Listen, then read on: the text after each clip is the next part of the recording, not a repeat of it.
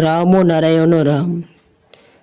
যখন বলবো, যখন আমি আদেশ করব যে নাম গান কীর্তন বন্ধ করো, মৃদঙ্গগুলি ভেঙে ফেলে দাও, আমার ফটোগুলি যারা পূজা করো জলে ফেলে দাও, সেদিন করবে যখন আমি সামনাসামনি বলবো। এর আগে পর্যন্ত যারা এই রকম করবে, এই রকম কথা বলবে, তাদের ঘেঁটি ধরে বার করে দেবে। পরিষ্কার কথা জানিয়ে দিলাম। সন্তান দলের তরফ থেকেই বলুক, আলোচনা চক্রের তরফ থেকেই বলুক, যে কোনো চক্রের থেকেই বলুক, যারাই বলুক তাদের পাত্তা দেবে না, তাদের স্থান দেবে না। এটা মনে রেখে দিও। এখন আদেশ হচ্ছে, নাম করবে, গান করবে, প্রত্যেকের সাথে ভালোবাসা স্থাপন করবে, হৃদ্যতা প্রতিষ্ঠা করবে, ভালোবাসা দিয়ে মন জয় করবে এবং সবার ভিতর জাগিয়ে দেবে মানবতা বোধ।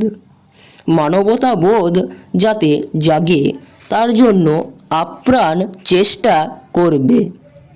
নানা দিক থেকে নানা রকম বিভ্রান্তিকর কথা আসছে, নানা রকম ঘটনা আসছে, এক একজনের এক এক রকম কথা। সন্তান দলের সাথে আলোচনা চক্রের নানা বিবাদ সৃষ্টি হচ্ছে।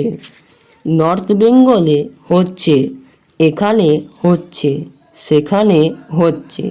দলাদলি করবার জন্য কি আমি এগুলি সৃষ্টি করেছি? মোটেই না।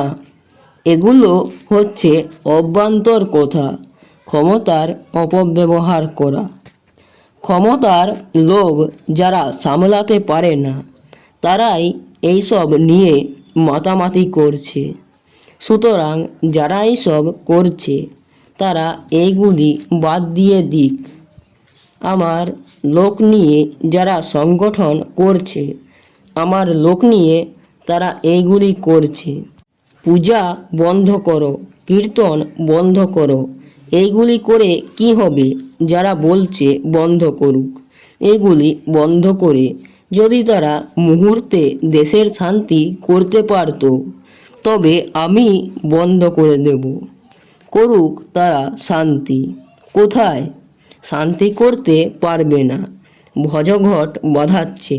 ভজঘট বাঁধিয়ে তো লাভ নেই। আমি তো আমার মায়ের শ্রাদ্ধে চুল দাড়ি কাটিনি। চুল দাড়ি কেটে যদি মায়ের মুক্তি হতো, কেউ যদি এরকম বলতো, মা সামনে এসে যদি বলতেন, তবে চুল দাড়ি কেন, গায়ের সব লোম চাচিয়ে ফেলতাম। সুতরাং চাচাইলেও যা, না চাচাইলেও তা।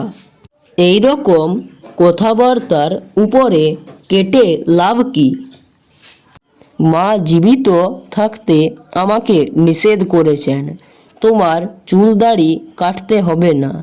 আমি শ্রাদ্ধের কাজ দিয়েও যাইনি। মরে গেছে, ওই সময় শ্রাদ্ধের কাজ করে তো আমার লাভ নেই। তো রাম ও নারায়ণ রাম, আজকে এখানেই শেষ করছি। দেখা হচ্ছে পরবর্তী ভিডিওতে। রাম ও নারায়ণ রাম, রাম ও নারায়ণ রাম, রাম ও নারায়ণ রাম। ধন্যবাদ।